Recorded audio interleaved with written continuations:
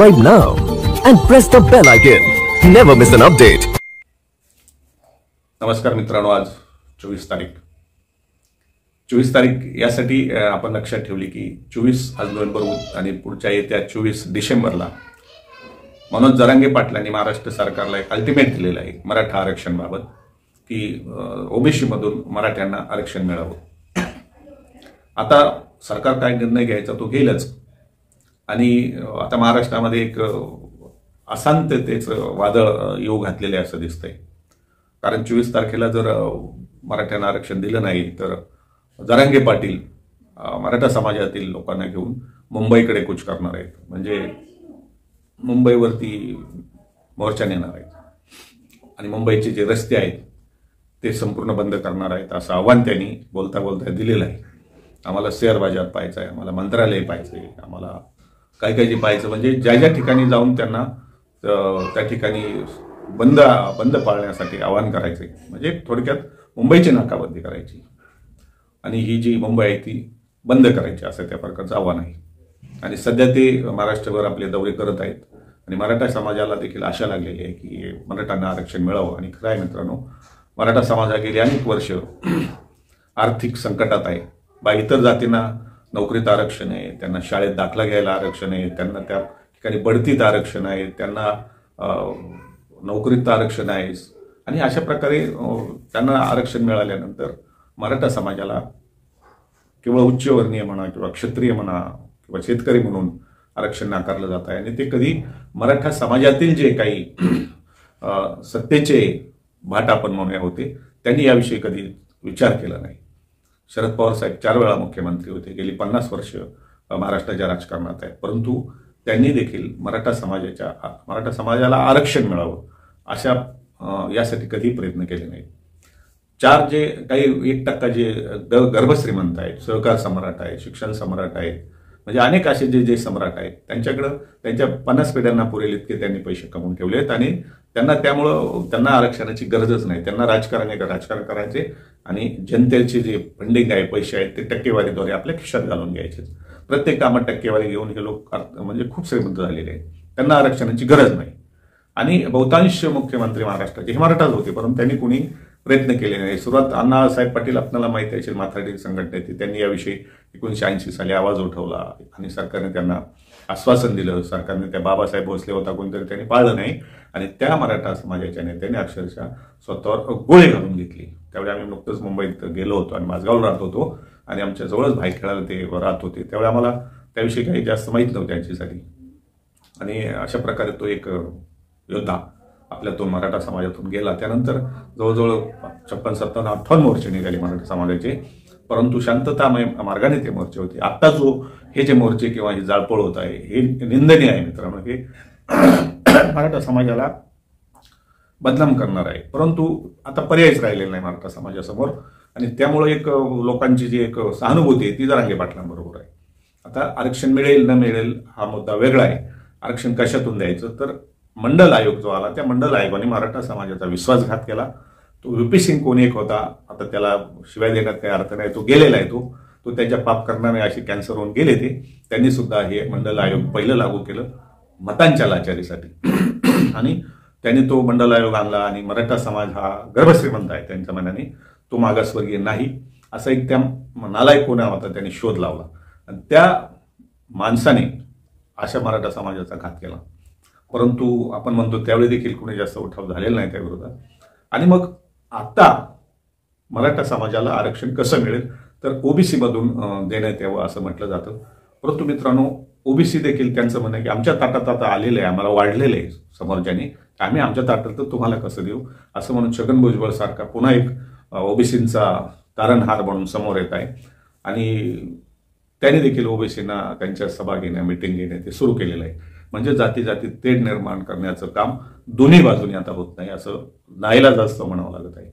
परंतु मूळ मुद्दा असा आहे की जातीय जनगणनेवर तो कोण होता, तो मंडल, तो कोण बंडल, त्या बंडलने काय केलं की जातीवर आधारित आरक्षण देण्याचं ठरवलं. आणि या देशात जितक्या टक्के जाती आहे, म्हणजे हा समाज इतका टक्के, मराठा इतका टक्के, ओबीसी इतका टक्के, भटक्या विमुक्त इतके टक्के, हरिजन समाजातले ते एसटी वगैरे काय ते असे एससी त्यांचे त्यांनी एक अंदाजे खुर्चीवर बसून, किती नालायक लोक असतात मित्रांनो, एका समाजाला तुम्ही आयुष्यातून उठवताय, खुर्चीवर बसून कोणीतरी अहवाल दिले आणि त्यानुसार त्यांनी जनगणना जाहीर करून ओबीसी इतके टक्के 50%, तर त्यांना मग 25% आरक्षण, SC ST इतके टक्के, त्यांच्या टक्केवारीच्या 0.5%. मग हे जर सगळे आता मिळून 50% आहेत आणि 2% इतर काहीतरी त्याच्यात ते आरक्षण आहे, मग 52% जर समाज ओबीसी आणि हा असेल, तर मग बाकीचे मुस्लिम समाज, आता मराठा समाज, गुजराती समाज, हरियाणातील जाट समाज, असे अनेक समाज आहे, त्यांची लोकसंख्या मग 50%च्या कमी आहे का असं धरायचं का? मग त्यांना आरक्षण का नाही? मग त्यांची सुद्धा जनगणना जाहीर करा. आणि मित्रांनो, जनगणना काँग्रेस सरकारच्या काळात 2012ला जनगणना झालेली आहे, परंतु त्यांनी ते पाहिलं की जनगणनेमध्ये जी लोकसंख्या समोर येत आहे त्याप्रमाणे आरक्षण नाही, ही खोटी लोकसंख्या आणि हे खोटं आरक्षण दिलेले. जर आपण आता ज्यांना जाहीर करावी तर मग त्या टक्क्यामध्ये ते आरक्षण पुन्हा द्यायला लागेल आणि मग ओबीसी BC यांचं जर कमी झालं तर पुन्हा हा समाज आपल्या विरोधात मतदान करेल आणि आपलं राज्य जाईल, आपलं सत्ता जाईल. पहा मित्रांनो, त्यामुळं देशात जनगणना होत नाही, कारण जनगणना झाल्यावरती समोर येईल की कोणता समाज किती टक्के आहे, मग त्यानुसार त्यांना हे द्यायला लागेल, आरक्षण द्यायला लागेल. म्हणून कोणी जनगणना करत नाही आणि ज्यांनी केली त्यांनी ती दाबून टाकली, कारण मग सत्य उघड होईल कोणता समाज किती आहे. मग जर सगळा हा समाज 100%, मग हा इतर जो ज्यांना रिझर्वेशन नाही त्यांची बेरीज कुठे गेली, त्यांची जनगणना कुठे गेली? आता आपण प्रत्येक गावात जातो, मराठा समाज जवळजवळ 75% असतो, 25% इतर ओबीसी वगैरे सगळे असतात, परंतु जनगणनेत असं दाखवलेलं आहे की मराठा समाज हा फक्त काहीतरी 5-10% दाखवलेला आहे. आज 10-15 कोटी लोकसंख्या आहे महाराष्ट्रात, तर त्यात 6 कोटी मराठा समाज आहे असं ढोबळमानाने म्हटलं जातं. म्हणजे निम्मा समाज हा मराठा समाज आहे. 50% आता 10-15% परप्रांतीय ऍड झालेले आहेत मित्रांनो. ओबीसी मध्ये ते सुद्धा ओबीसीचा लाभ घेत आहेत. बाहेरून आलेले लोक ओबीसीचा परप्रांतातून आलेले लाभ घेतात, परंतु या ठिकाणचा जो स्थानिक मराठा आहे त्याला हा लाभ मिळत नाही आणि हे देखील एक मोठं शल्य आहे. हे परप्रांतीय आता महाराष्ट्राच्या बरोबरीने त्यांची लोकसंख्या वाढत आहेत. उद्या त्यांची लोकसंख्या मराठा समाजापेक्षा काय किंवा इथल्या ओबीसीपेक्षा जास्त होईल हे थोड्या दिवसांनी पहा, कारण इतर जातींच्या ज्या लोकसंख्या वाढत आहेत ते देखील त्याकडे कोणाचं लक्ष नाही, कारण मतांचा विचार करावा लागतो. आणि आता एकनाथ शिंदे आहेत ते अभिमन्यूप्रमाणे महाभारताचे चक्रव्यूहात अडकलेले आहेत.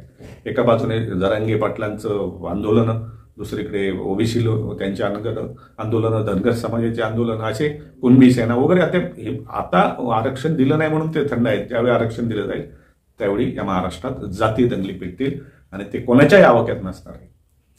त्यामुळं हा धोका टाळायचा असेल तर मित्रांनो, होय आरक्षण शक्य आहे, तेही मराठा समाजाला 16-17% आरक्षण मिळू शकतं.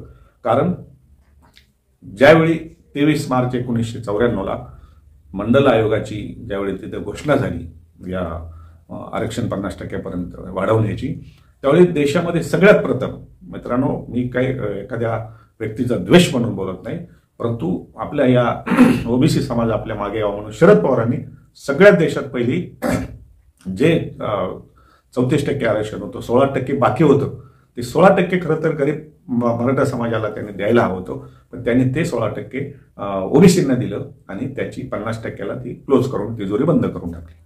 आता शरद पवारांविरोधात जर कोणी आवाज उठवला तर आपण पाहतो त्याच्या तोंडाला काळं फासलं जातं, त्याचे ते चपलेने बॅनरही केले जातात. हा समाज आंधळा बनलेला आहे, कारण खरं कोण याचं जे पाप कोणाचं आहे याच्या खोलात कोणी जायला मागत नाही, आणि जावं तर तो नेता आपला आहे, आपण त्याचा झेंडा उचललेला आहे, आपण गुलाम आहे त्याचे, अशा प्रकारे लोकांमध्ये एक समाज पसरलेला आहे. आणि त्यामुळं मराठा समाज हा आज मागं राहिलेला आहे, जाती जातीत विभागलेला आहे. त्यांचे प्रत्येक पक्षाचे झेंडे उचलण्यात हा तरुण केवळ आणि केवळ काही रुपयांसाठी, काही दारूच्या एका क्वार्टरसाठी, डाव्यावर जाण्यासाठी लाचार बनलेले आहेत. आणि तेच आज अशा विचाराने समाजात वावरत आहेत आणि मूळ प्रश्न बाजूला राहिला. आता बिहारमध्ये आपण पहा, बिहारमध्ये जो नितीश कुमार आहे त्यांनी 75% आरक्षण जाहीर केले. त्याचा त्यांनी विधानसभेत ठराव मांडला, तो राज्यपालांकडे दिला, राज्यपालांनी त्यावर सही करून तो पुन्हा सरकारला दिला आणि त्या ठिकाणी त्यांनी 75% आरक्षण वाढवले. म्हणजे जवळजवळ 25% आरक्षण त्या ठिकाणी त्यांनी वाढवलं. आता ते कोणाला वाढवलं मित्र? पुन्हा त्यांनी तीच खेळी केली मंडल आयोगासारखी, की जे ओबीसी आरक्षण होतं 18% ते 25% केलं, 10% होतं ते 15% केलं आणि अशा प्रकारे ते 75% पर्यंत आरक्षण नेलं. तामिळनाडूमध्ये 80% पर्यंत आरक्षण आहे, महाराष्ट्र सरकारला नेमकं काय झाले, त्यांनी देखील जे यांनी केलं नितीश कुमारने बिहारमध्ये, ते महाराष्ट्रात होऊ शकतं. महाराष्ट्रात 50% आरक्षण आणि 10% आर्थिक दुबल आहे, 60% आहे. तर आता अजून 10-15% आरक्षण वाढू शकतं. 80% जर महाराष्ट्रात नेलं तर 20% आरक्षण मराठा समाजाला मिळू शकतं. परंतु महाराष्ट्र सरकारच्या मनात नेमकं काय, जरांगे पाटलांच्या मनात नेमकं आहे, आणि यांची बोलवेते धनी कोण आहे, दोघांचे, शासनाचे आणि जरांगे पाटलाचे. कारण ते ज्याप्रमाणे तामिळनाडू, बिहारमध्ये 75% आरक्षण झालेलं आहे, त्या मार्गाने हे लोक का जात नाही. यांना महाराष्ट्र असाच पेटवायचा आहे, असाच अशांत करायचा आहे. आणि महाराष्ट्र जर एकदा पेटला मित्रांनो, तर मागच्या दंगलींप्रमाणे पुन्हा महाराष्ट्रात कंपन्या येणार नाहीत, उद्योगधंदे येणार नाहीत, आणि पुन्हा महाराष्ट्र रस्ता तळाला जाईल. आणि त्याचे जबाबदार मग हे जे आता आग लावतात तेच असतील. हे देखील जनतेने ध्यानात ठेवायचं. जे आरक्षण टिकेल आणि शांतता मार्गाने मिळेल, भले आज तुम्ही 75 वर्ष वाट पाहिली, अजून काही महिने किंवा काही दिवस वाट पाहायला मराठा समाजाला हरकत नाही, जरांगे पाटलांना देखील काही हरकत नाही. परंतु टिकेल असं आरक्षण द्यावं, जेणेकरून जातीय दंगली उफाळून येतील, समाजात तेढ निर्माण होईल. आज जे भाऊ भाऊ म्हणून राहतात ते भाऊ भाऊ म्हणून एकमेकाची वैरी बनतील. असं जर झालं तर इतिहास या लोकांना माफ करणार नाही. इतकंच आज आम्ही पोटतिडकीने सांगतो. आम्हाला कुणाविषयी तिरस्कार करण्याचं कारण नाही, कारण आम्ही देखील आमच्या संघटना असेल किंवा आमचे जे मीडियाचे वृत्तपत्र होते, बलवंत मराठा वगैरे, मी सेनाभवनला असताना त्यातील आम्ही फक्त आणि फक्त मराठा समाजाविषयीच त्या ठिकाणी आवाज उठवत होतो. आर्थिक या राखीव जागांविषयी आम्ही कित्येक लेख लिहिले, परंतु आम्ही त्याचं नावच ठेवलं होतं, उघडाडोळे बघानीत किंवा असं मुरदाड मराठ्यांनो जागे व्हा. परंतु मराठी जागे झाले नाही त्यावेळेस. आता मैदान जागे झालेले आहे, परंतु त्यांनी चुकीच्या मार्गाने जाऊन आपला जो द्वेष आहे किंवा आपली जी लढाई आहे, आपली जी विचाराची जी देवाणघेवाण करून या मार्गाने जावं आणि मराठ्यांना आरक्षण मिळावं, हीच आमची पुन्हा एकदा सर्व मराठ्यांना विनंती आहे की आपण अविचारी म्हणजे पातळी सोडून कुठल्याही गोष्टी होऊ नयेत आणि मराठा समाजाला आरक्षण योग्य त्या मार्गाने आणि टिकेल असं मिळावं, अशी आमची पुन्हा एकदा महाराष्ट्र शासनाला आणि जरांगे पाटलांना विनंती आहे. तुर्त इतकेच. नवा राष्ट्रवादासाठी अरुण आंधळे पाटील, मथुरा.